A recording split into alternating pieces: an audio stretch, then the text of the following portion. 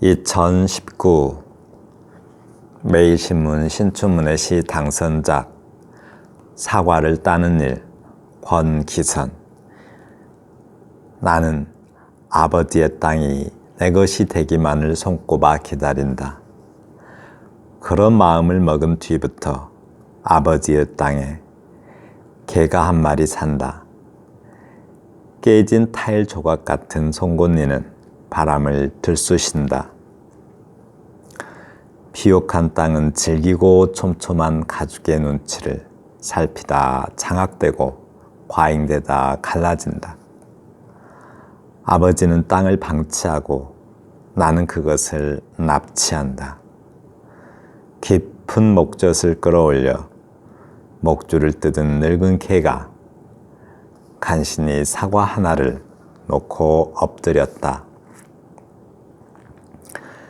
세상 혼자 짊어지려던 남자는 무게를 견디다 어깨가 굽었다. 힘은 무기의 정차역 같았다. 엎드린 개가 일어서지 못하고 사과는 지하의 고요한 관을 기억해낸다. 아버지의 땅에 몰래 사과나무 한 그루 심은 날, 그의 사과는 한 개도 달리지 않았다.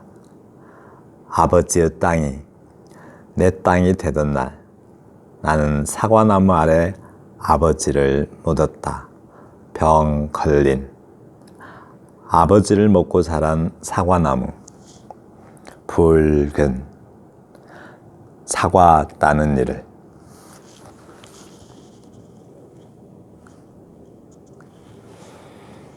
사과 따는 일, 권기선 시인의 시입니다. 우선 사과밭을 놓고 또 상속의 문제를 놓고 그 아버지와의 사연을 시로 표현한 것 같습니다. 나는 아버지의 땅이 내 것이 되기만을 손꼽아 기다린다 라고 하네요. 어떤 상속에 대한 어느 정도의 그 탐욕스러운 자기 마음을 표현한 것 같습니다. 꼭 탐욕은 아니더라도 그런 어떤 그 아버지 땅에 대한 욕심, 그런 아버지를 더 소중히 여겨야 되는데 땅에 대한 욕심이 더 우선하고 있는 자신의 어떤 그 바람직하지 않은 마음을 솔직하게 표현하고 있는 것 같습니다. 그런 마음을 먹은 뒤부터 아버지의 땅에 개가 한 마리 산다라고 표현하고 있어요. 이 개는 물론 화자일 것 같아요. 개, 그러니까 아버지의 땅에 어떤 욕심을 내는 개를 표현하고 있는 것처럼 보입니다. 그런데 반대로 생각할 수도 있을 것 같아요. 아들이 땅에 대한 욕심을 내니까, 또는 땅을 다른 용도로, 사과밭으로 온전히 사용하는 게 아니라 다른 용도로 사용하려고 하니까 아버지가 그 땅을 온전히 보존하려는 그런, 걔는 원래 지키잖아요. 그 지키려고 하는 그 아버지의 모습으로 바라볼 수도 있을 것 같기는 합니다. 깨진 타일 조각 같은 송곳니는 바람을 들쑤신다라고 하는데요.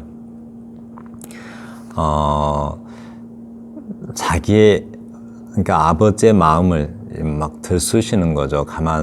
잔잔하게 사과밭으로 그대로 지키고 살려고 하는데 그 아버지의 마음을 자꾸 들쑤시는 자신의 이빨을 어떤 깨진 타일 조각 같은 송곳니라고 표현해요.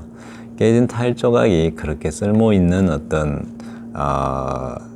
물건은 아니죠. 그런데 자신의 송곳니가 아버지의 마음을 아프게도 하고, 송곳니는 또 타인에게 상처를 주는 용도로 쓰이는 이가 송곳니잖아요. 근데 그 송곳니가 깨진 타일 조각 같다고요. 별로 그렇게 좋은 말을 하는, 즉 아버지에게 상처를 주면서 그렇게 바람직한 방법으로 아버지의 마음을 들쑤시는 그런 자기는 아니었다라고 표현하는 것 같습니다. 비옥한 땅은 질기고 촘촘한 가죽, 비옥한 땅이요. 이제 아버지와 아들의 어떤 감정의 대립이 되고 있는데 그때 비옥한 땅의 태도가 좀 보이고 있죠. 땅이 바라보고 있어요. 비옥한 땅. 자연이죠.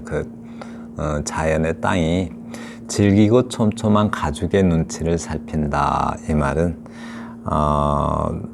아주 고집스럽게 땅을 지켜온 그런 아버지의 눈치를 땅이 살피고 있다고요. 그래서 그러다가 그 땅이 장악되고 과잉되다 갈라진다라고요. 사실은 아버지와 아들의 사이가 갈라지고 있겠죠. 그래서 땅이 갈라진다라고 표현하고 있는 것 같습니다. 또 아버지는 땅을 방치하고 나는 그것을 납치한다라고 하는데요. 아버지가 아들을 이기지 못하고 온전히 땅을 지켜야 되는데 그 땅을 온전히 지켜야 되는 그 자연의 섭리를 지켜야 되는 그 마음을 아들은 아들 때문에 좀 방치하고 있는 것 같아요. 그래서 아들에게 좀 이렇게 지는 거죠. 아들한테 심리적으로 양보를 한다라고 표현할 수도 있겠지만 흔히 우리말 있잖아요. 자식 못 이긴다고. 네, 그 자식을 이기지 못하고 있는 마음을 이렇게 표현하고 있는 것 같아요. 나는 그것을 납치한다라고 말하고 있는 게 바로 그 뜻인 것 같습니다. 또 그 깊은 목젖을 끌어올려 목줄을 뜯은 개가 간신히 사과 하나를 놓고 엎드렸다라고 표현하는데요. 이때는 물론 뭐라고요? 아버지가 그 사과밭에 대한 애착에서 해방된 것으로 볼 수도 있겠는데, 제가 이렇게 보니까 그게 또 아닐 것 같기도 해요. 그러니까, 깊은 목줄이라는 게 뭔가에 묶여 있는 거잖아요. 그러니까, 가족 부양이라는 어떤 굴레가 아닐까 싶어요. 이제 그 가족 부양이라는 굴레에서 자기가 해방되는 거죠. 이제 가장은 아들이 되는 거고, 이제 아버지는 우리 옛날 말로 뒷방 늙은이라는 표현이 있어요. 별로 좋지 않은 표현인데, 그런 어떤 가장 노릇에서 해방됐다라고 말하고 있는 것 같습니다. 또 다른 어떤 면에서 보면 걔가 간신히 사과 하나를 놓고 엎드렸다라고 해요. 사과밭을 겨우 지켰다라는 말. 이 사과밭을 겨우 지켰다는 말로도 보이는데 사과밭에 간신히 사과밭의 일부만을 지켰다 이런 말로 보이기도 합니다. 네. 다음.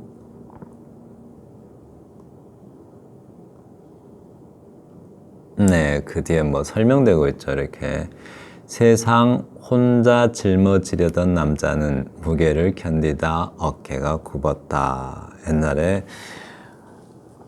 옛날엔 다 그랬었겠죠. 아버지가 한 가장으로서 가장을 다 책임지고 다 짊어졌겠죠. 네, 물론 어머니도 큰 역할을 했겠지만 옛날에 가부장적 사회에서는 아무래도 그 짐이 좀 무거웠겠죠. 어깨가 굽었다라고 해요. 힘은 무기의 정차역 같았다라고 말하고 있습니다. 힘은 어떤 젊었을 때의 패기 같은 건데 무기의 정차역 같았다. 가장으로서 무기는 뭘까요? 가정에 대한, 즉 아들을 향한 또는 자기 전체를 지배하는 그 힘의 무기는 어떤 가장으로서의 역할이겠죠. 또는 그 땅의 관계에서 본다면 땅 주인으로서의 역할이겠죠. 그게 무기겠죠. 아들을 굴복시킬 수도 있고 또 아들이 말을 잘 듣게 할 수 있는 그런 무기겠죠. 그것은 어떤 가장으로서의 역할, 땅의 주인으로서의 역할인 것 같아요. 근데 그게 정차역 같았다라고 말하는 걸로 봐서 이제 아버지가 가장으로서 또는 땅의 주인으로서의 역할이 마치 끝난 것 같았다 이렇게 말하고 있는 것 같습니다. 엎드린 개가 일어서지 못하고 사과는 치아의 고요한 관을 기억해낸다 라고 말하고 있습니다. 엎드린 개는 아무래도 아버지를 다시 표현하는 것 같아요. 자신도 개로 표현하고 있고 아버지도 개로 표현하는 것 같습니다.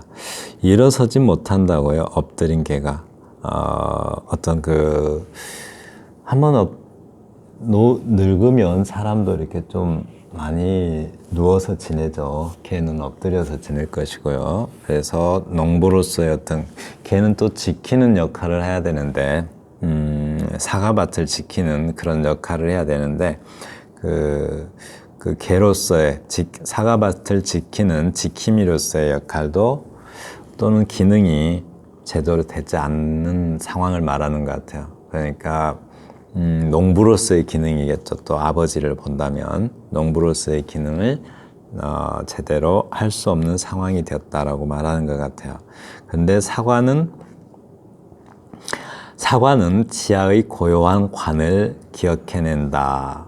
이 말이 참 아프게 들립니다. 이 사과는 지하의 관을 기억해낸다. 이렇게 표현하는데 사과는 글쎄요, 아버지가 맺은 결실이죠. 또는 뭐 유산이라고 할 수도 있겠고요.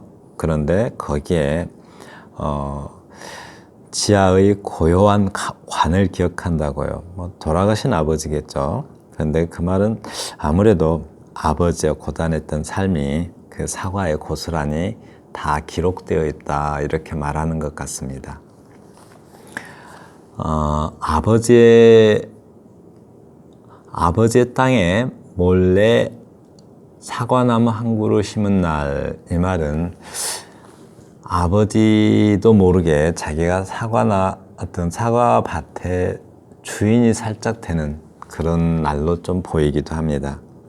사과나무를 몰래 심었다라고 말한 걸로 봐서 자기도 그 사과밭에 살짝 주인이 되기 시작하는 거죠. 그의 사과는 하나도 열리지 않았다. 그래서 이게 아버지가 원치 않는 어떤 일을 했는데 그 말 같기도 해요. 아버지가 그 사과밭에 어떤 원치 않는 일을 아들이 몰래 했는데 그때 그 해 사과는 하나도 열리지 않았다라고 표현하는 것 같습니다. 그러니까 아버지의 지혜를 무시하고 아버지 몰래 자기 마음대로 무슨 사과밭에 어떤 행동을 한 거겠죠. 그래서 아버지의 지혜대로 따르지 않은 대가는 결실을 하나도 거두지 못한 그런 결과를 맞이한 것이다 라고 말하고 있는 것 같습니다.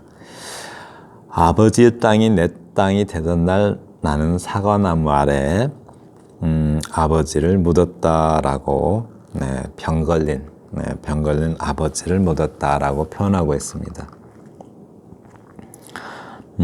사과나무 아래에 뭐 아버지를 묻었다고 하는데 그러니까 아버지는 어떤 그 사과밭을 온전히 지키려는 어떤 병 같은 집착, 어떤 질병 같은 집착을 그 사과나무 아래에 묻었다라고 말하는 것 같기도 한데요. 또 달리 보면 그 사과밭에다가 그리고 사과나무 아래에 아버지의 한 삶을 또는 아버지의 지혜를 잘 간직했다라는 말로 볼 수도 있을 것 같아요. 그러니까 병 걸린 아버지다라고 말하는 그 병을 진짜 육체적 병이라기보다는 사과밭에 대한 어떤 그 집착적 애착 그걸 말하는 것 같아요. 사과밭을 향한 병이 걸린 거겠죠. 그래서 사과밭을 지키려고 하는 그 아버지 그 모습을 그렇게 표현한 것 같습니다. 아버지를 먹고 자란 사과나무 붉은 사과 따는 이를이라고 하는데 거의 또 묻었다라는 말과 조금 연결되는 듯하죠. 이거 안 보이네요. 이렇게 아버지를 먹고 자란 사과나무, 이 말은 아무래도 사과나무가 아버지의 노동과 어떤 피땀 그리고 지혜가 담겨 있는 사과나무이겠죠. 그런데 붉은 이렇게 독자의 상상력을 상당히 자극하는 어떤 그런 아주 멋진 아이디어가 좀 기발한 것 같아요. 여기서 그러니까 아버지를 먹고 자란 사과나무. 그래서 우리는 마음대로 상상할 수가 있죠. 독자는. 그러니까 아버지의 한 사리가 고단한 노동과 피땀과 뭐 이런 것들이 다 배어 있는 사과나무라고 생각할 수 있을 것 같아요. 제가 그렇게 생각했는데 여러분은 다른 생각을 할 수도 있겠죠. 붉은이라고 해서 저는 이렇게 해석했습니다. 아버지의 피땀이 다 사과나무에 배어 있기 때문에 어떤 그 아버지의 노동과 피땀의 빛깔이 어떤 드러난 게 바로 붉은 그 결실로 드러난 게 색깔로서 빛깔로서 드러난 게 붉은이고 그 사과 따는 일을 어느 정도 그 사과밭에서 묻어서 잘 기억한다 또는 가슴에 새기고 있다 이렇게 저는 해석을 했어요. 이 시는 특별히 어떤 그 내용적인 어려움이 있다기보다는 감동이 참 좋아서 제가 이 시를 해설하기로 마음먹었습니다. 해설이 아니라 감상을 공유하기로 마음먹었습니다. 제가 해설해 드린 것은 특히 이번의 경우는 저의 관점이고 여러분은 여러분의 어떤 상상으로 해석해 보셨으면 좋겠어요. 네, 지금까지 사과 따는 일인 곤기선 시인의 시의 감상을 같이 공유해 보았습니다. 감사합니다.